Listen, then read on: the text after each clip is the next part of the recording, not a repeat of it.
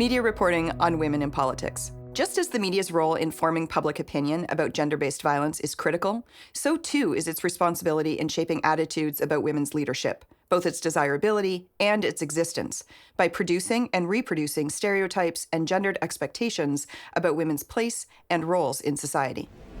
Questions about a woman's family obligations and how they will conflict with the political role she is seeking are all too common and are illustrative of the public man, private woman binary, wherein it is a man's role to work to support his family as the public man, and it is a woman's role to stay at home, ideally in the kitchen, as the private woman.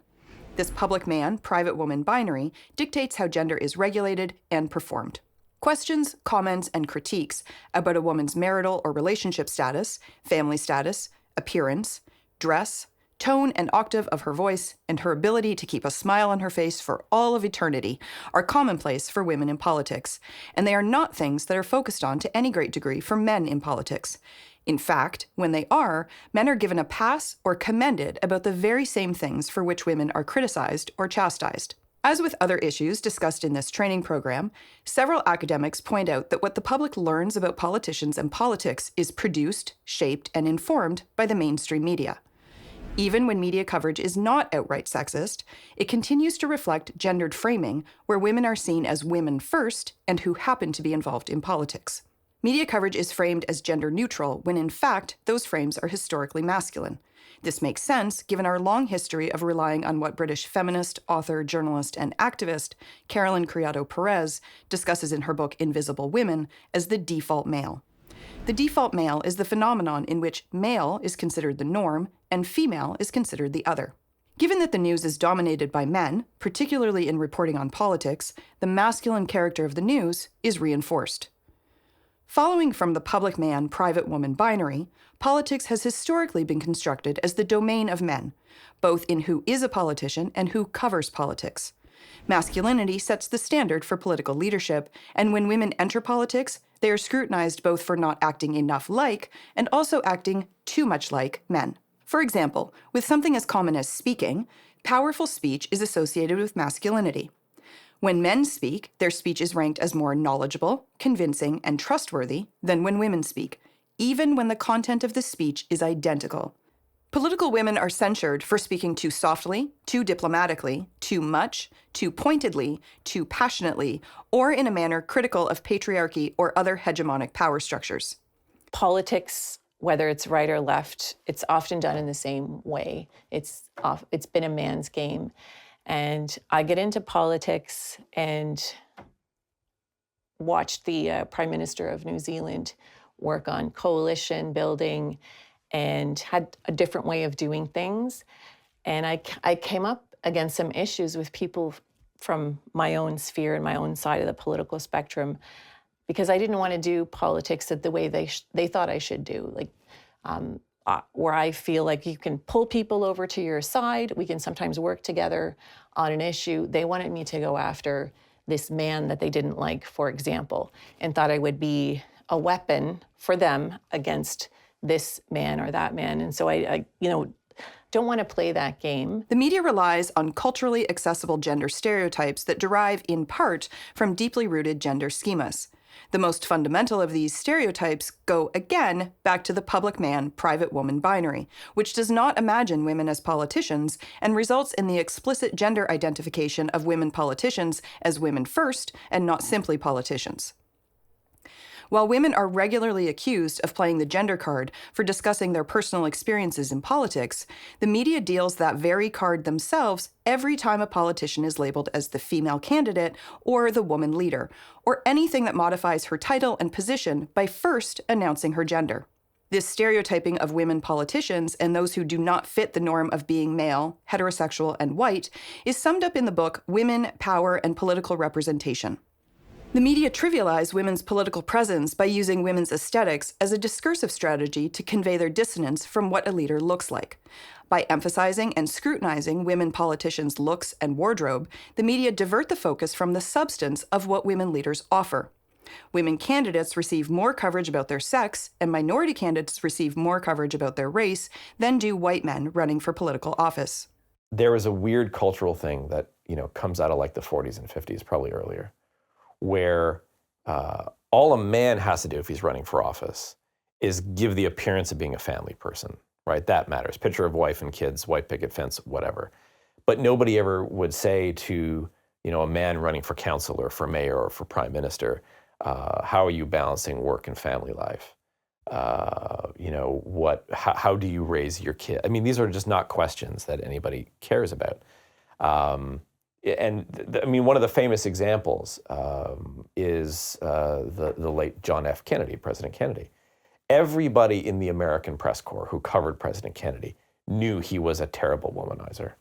That he had multiple affairs, including famously with Marilyn Monroe. Nobody wrote about it. Nobody wrote about it because it was unseemly. You didn't cover these things. This is all pre-Bill Clinton, right? You didn't cover these things, even though you knew about it. And the sort of thought was, well, it's not that important to the business of the nation, so you don't cover it. But when women began to become much more prominent in political circles, as that, those ceilings were starting to break, and you did see the Kim Campbells or the Rona Ambroses, and or first ladies in the United States, for instance, the questions were radically different. What are you wearing? What do you wear? What do you cook the kids? How do you balance life of being a mom, as though somehow being the mom is more stressful than being the father? And those kind of more domestic lifestyle questions were the subject of fascination for the public and for the press, who, often, you don't forget that in as much as the press has its own issues and tries to grapple with stuff, is often a reflection of culture. I mean, it's symbiotic. One reflects the other constantly. It was this very strange thing where these sort of, it wasn't the business of the nation who the president was sleeping with, but it is the business of the nation how Hillary Clinton relates to her husband's cheating. That somehow is really important. Somehow more important than when Bill Clinton was cheating on his wife while he was president. Just stupendously screwed up in terms of the way this stuff is done. As a contemporary example, look at Premier Ford. So Premier Ford has been the head of government in Ontario through the entire pandemic. One of his daughters is a very high-profile anti-vaxxer and conspiracy theorist. He never gets asked about this. I cannot help but wonder if our premier happened to be a woman and one of her children was the same way, one of Premier Ford's daughters behaves the same way, if she wouldn't be peppered with different questions on a regular basis in our culture, which I would say probably. I would hope not, but I think there is a double standard there, 100% that's at play. So the press can sometimes lead the way in changing those things, and treating, as a reporter, I think you're obligated to treat politicians the same, regardless of their gender or sexual orientation. But reporters are also part of the culture, and if the culture is treating people in a certain way, the press invariably reflects that in some fashion. And so one changes so I say it's symbiotic. One can change the other, and the other can change the one. It just goes back and forth. Due to the pervasive sexism and misogyny experienced by women in politics, not to mention the racism, ableism, and other forms of oppression and stigma experienced by people whose identities intersect in ways that are not white, cisgender, heterosexual, non-disabled, and male, women politicians need to be especially deliberate in deciding how they will relate to the media and address the stereotypes and expectations that come with their gender identity. And therein lies the rub. Because, as mentioned earlier, when women adopt various characteristics, be they ways of speaking or ways of dressing, to be perceived as serious contenders, they are then perceived as cold, aggressive, too competitive, unfeminine, and unlikable. But again, when women candidates try to talk about the skills or traits they bring to the role that are characteristically feminine, such as compassion, the media, and ultimately consumers of media, perceive them as weak. So it's this double-edged sword where I'm like, people need to know that this is how women in politics are treated, and it needs to be called out and everything else. But if we're talking about it and we're calling it out, is that having a chilling effect on other women considering going into politics, or people of color considering going into politics, when they're already dealing with those kinds of things just in their daily lives? And now you're going to add this layer of, well, you're in politics. Because people will say, as you know, you put yourself in the public eye, so you did this to yourself. You should have known. Yes, I thought this strain on the family was going to just be about time management, right? really. Yeah. That's what I thought. I'm not going to be going as into it. home I'm at not home gonna as be- much. Mhm. Yeah. And I thought this was going to be the issue. Like I was going to be very busy and I was going to have to manage that. And I did not expect the impact that all of this would have on my husband and my 2 kids. And there's been an impact. It is commonplace for women candidates and politicians' family status to be scrutinized by the media, while the same is not generally true for men. And we find ourselves not only with a double standard here, but also a double bind. The double standard is that the families of men in politics, when not ignored, generally serve to humanize and benefit the men, whereas a woman's family, particularly if she has young children, raises questions about her ability to take on a role in politics.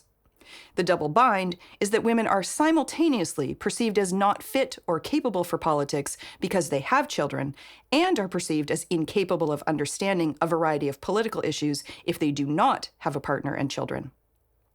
While the media has the power to begin to change the narrative about understandings of gender and gender roles, with limited time and resources, they more often continue to rely on these stereotypes, given how straightforward their understanding is by the general public.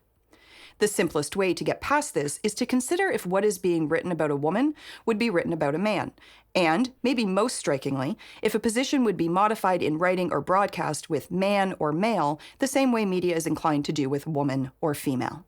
If you try to bring something up with maybe certain journalists or some of your colleagues, they feel just even threatened that you're asking them to look at something in a different way or to hear your perspective. It's just the conversation gets shut down. So there is a responsibility for journalists to allow these sort of, I feel like they're courageous conversations. Like, honestly, it takes a little bit of courage to put your guard down, reflect on how you've done something or how you've reported on things over time, and look back to say, maybe I've made some mistakes along the way, or I didn't realize the impact of my reporting in the way I used to report on something, or I didn't put something into the context that it should have because people couldn't understand it, right? Just even still reading some articles about violence against women, or I still see problems in media reporting now. Right near the beginning of the term, like right at the beginning of the term, one of the issues was counselor remuneration. And this whole thing around, so the income tax wise, right, we used to get, I think it was a third of a counselor's income was non-taxable because it was taking into consideration that there are expenses in our role. And so this is how we're going to do that. And then they changed the rules and said, well, no, we're going to make the entire counselor income taxable. And so there was a push at the region to increase the counselor pay by $5,000 a year, which is completely unnecessary because at the region we also have pretty robust expense accounts. Like that already existed, and given that that was why the change was being made, it was. So there was a meeting where I was successful at getting the increase removed from the budget deliberations. And so there was a newspaper article about that. And the headline, I can't remember what the headline was. It was a good headline, and it was my photo because the story was about what I had done. And at the next meeting, one of my male colleagues was successful at getting that $5,000 put back in to the budget deliberations. I remember this. And so the headline was that we were going to be getting this raise, and the photo they used was mine. Yours. And so I started receiving all of these emails about how greedy I was and how naive I was, and this is not why you got into this role, and all of these things. I mean, my response to people was knowing they certainly had not read the article. They had read the headline, they'd seen my photo, right? My response to people was to send them links to both articles and encourage them to reread the articles. Your picture would have got more clicks, honestly, on social media. And I think I remember which picture it was. It's a good picture of you, and you look kind of assertive. And I was a new counselor, brand new counselor. That's really frustrating. Yeah. I forgot about that one. Yeah. That is really frustrating. I just saw the other day, they're talking about the person who's going to run for Unifor's president, and it's a woman, and I don't remember her name.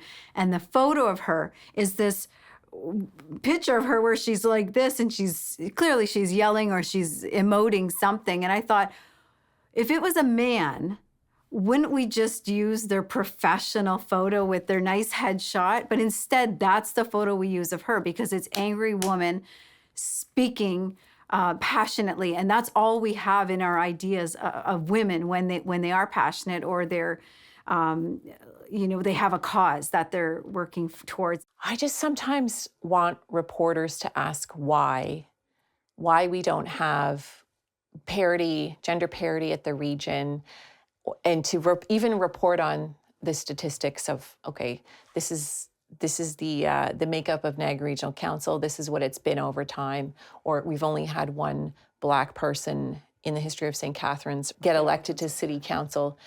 And I think that in this history of St. Catharines, we've only had one council that had gender parity. Yes. One term. Yeah. And those stories aren't really being told either with the question, why is that? It just seems like, oh, men just, it's easier to end up, I don't know. That's just how it is. And I want journalists to get to the bottom of this or to help tell this story. Yeah. What are our barriers? What is the impact to democracy? How does this affect decision-making at the City of St. Catharines? And I can tell you, it has a huge impact. The way our city is shaped and built, if we don't have the right people around the table, our city ends up not being built for everybody. Yeah. And I feel like I want media and journalists to talk about this. I mean, we see a lot of good reporting locally that, they'll be writing a story about something that has happened at a city council meeting or a regional council meeting or, and they're fact checking it throughout the story, right? So they'll say, oh, Councillor X said this, in fact, here's the, right? And I really feel like the number of words that they have written about the things that have happened to you or the things that have happened to me, it wouldn't be too much of a stretch in my view to say, oh, and by the way, this is something that contributes to not many women going into politics or staying in politics, right? Or getting reelected, right? It's extremely difficult as a woman to get reelected. And then go to an expert, or there's lots of papers and there's lots of expertise out there. You could link to, you could call an expert and to talk about this and get that view in the story about the impact to democracy. I feel like sometimes that's missing. Yeah. Key takeaways. News coverage is rarely explicitly sexist. Rather, there needs to be greater awareness that the framing of political news is historically masculine. Avoid unnecessary use of nouns and pronouns that identify someone's gender.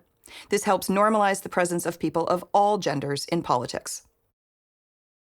Consider exposing and discussing the unfair treatment, for example, misogyny, to which women are subjected as politicians, and challenge stereotypes about women in leadership.